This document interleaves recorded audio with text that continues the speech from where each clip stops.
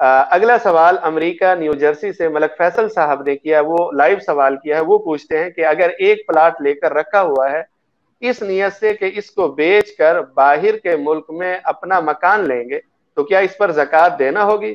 اور دوسرا ایک مکان اس نیت سے لے کر رکھا ہے کہ کبھی بھی پاکستان آئیں گے تو اس میں رہیں گے اور اس کو کرائے پر دیا ہوا ہے تو کیا اس پر بھی زکوٰۃ ہوگی؟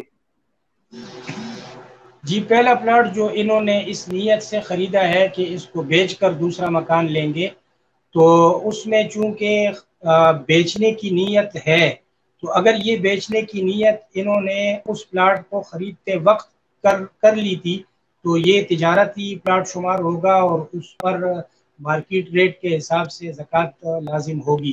اور دوسرا پلاٹ جو انہوں نے اس لیے رکھا ہوا ہے کہ اس میں آ کر رہیں گے تو وہ تجارت کا پلاٹ نہیں ہے، اس کو بیچنے کی جب نیت نہیں ہے تو وہ تجارتی پلاٹ نہیں ہے، اس پر زکوٰۃ واجب نہیں.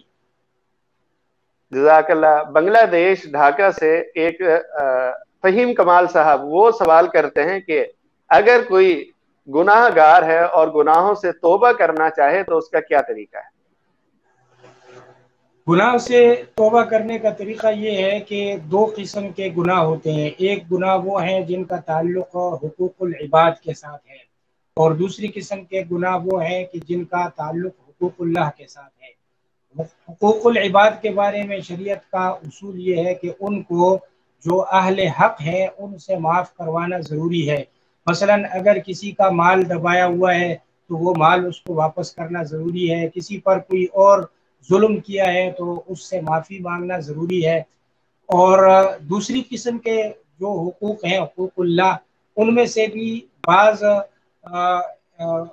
حقوق ایسے ہیں اللہ کے کہ ان سے صرف توبہ استغفار کر لینا یہ کافی ہے، اور آئندہ کے لیے ان گناہوں کو نہ کرنے کا عزم کر لیا جائے اور سابقہ پر دل سے ندامت اور شرمندگی محسوس کی جائے اور اللہ سے گڑ گڑا کر معافی مانگی جائے. لیکن کچھ حقوق اللہ بھی ایسے ہیں کہ ان میں صرف توبہ و استغفار یعنی زبانی توبہ و استغفار کافی نہیں ہے، بلکہ ان حقوق کو ادا کرنا ضروری ہے. مثلا کسی کے ذمہ قضا نمازیں ہیں، یا کسی کے ذمہ فرض حج ہے، یا کسی کے ذمہ فرض روزے ہیں، تو ان سب کا حساب کر کے جتنے ذمہ میں واجب ہوں ان سب کی قضا کرنا ضروری ہے.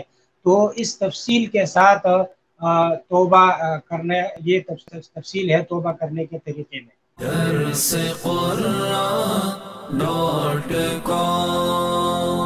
www.darsequran.com